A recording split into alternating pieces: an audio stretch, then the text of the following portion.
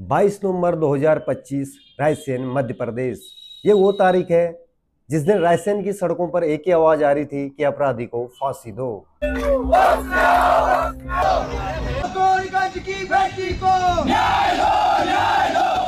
ये सच्ची घटना है मध्य प्रदेश के रायसेन जिले के गोहरगंज थाने की। गोहरगंज एक गांव है और गांव में ये थाना है।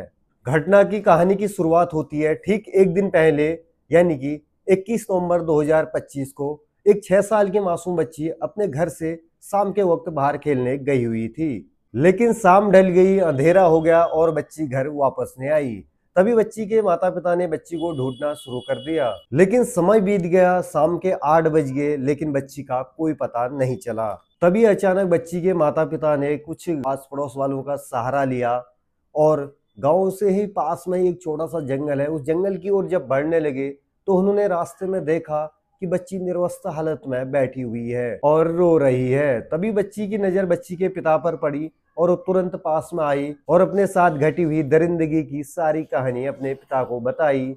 यह सब सुनकर मानो पिता के पैरों तले जमीन खिसक गई। बच्ची ने बताया कि जो अंकल हमारे पड़ोस में रहते हैं उन्होंने मेरे साथ ये सब किया। तभी बच्ची के पिता ने 21 नवंबर 2025 की देर रात शाम को गोहरगंज थाने में 6 साल की मासूम बच्ची के साथ दुष्कर्म की घटना की रिपोर्ट दर्ज करवाई। हालांकि उस वक्त थाना प्रभारी मौके पर नहीं थे, लेकिन अगले दिन सुबह 22 नवंबर 2025 की सुबह मामले को संज्ञान में लेते हुए आरोपी की जांच पड़ताल शुरू कर दी। पुलिस की जांच पड़ताल के बाद यह पता चला कि पास में ही किराए के मकान में रहने वाला 23 साल के सलमान ने ही 6 साल की मासूम बच्ची के साथ दरिंदगी की है।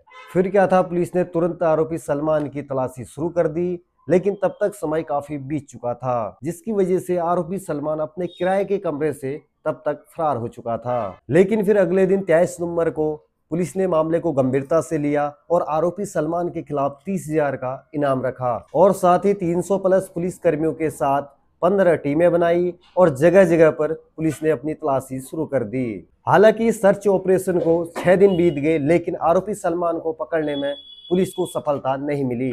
और वहीं सीसीटीवी फुटेज के माध्यम से पता चला कि आरोपी सलमान बीच बीच में पुलिस को चकमा देता रहा। एक बार वो एक स्टेशन में सिगरेट लेता हुआ नजर आ रहा है और वहीं दूसरी तरफ एक बार वो NH हाईवे पर टहलता हुआ भी नजर आया। लेकिन आखिरकार 27 नवंबर 2025 की देर रात करीबन 3 से 4 बजे के बीच में रायसेन से ठीक 50 किलोमीटर दूर भोपाल में एक चाय की दुकान में आरोपी सलमान को दबोच लिया गया। और वहीं जब पुलिस उसे भोपाल से रायसेन की ओर ला रही थी तो उसे जिस गाड़ी में लाया जा रहा था उस गाड़ी का अचानक से टायर पंचर हो जाता है। तभी पुलिस कर्मियों को उसे एक गाड़ी में से दूसरी गाड़ी में शिफ्ट करने की जरूरत पड़ती है।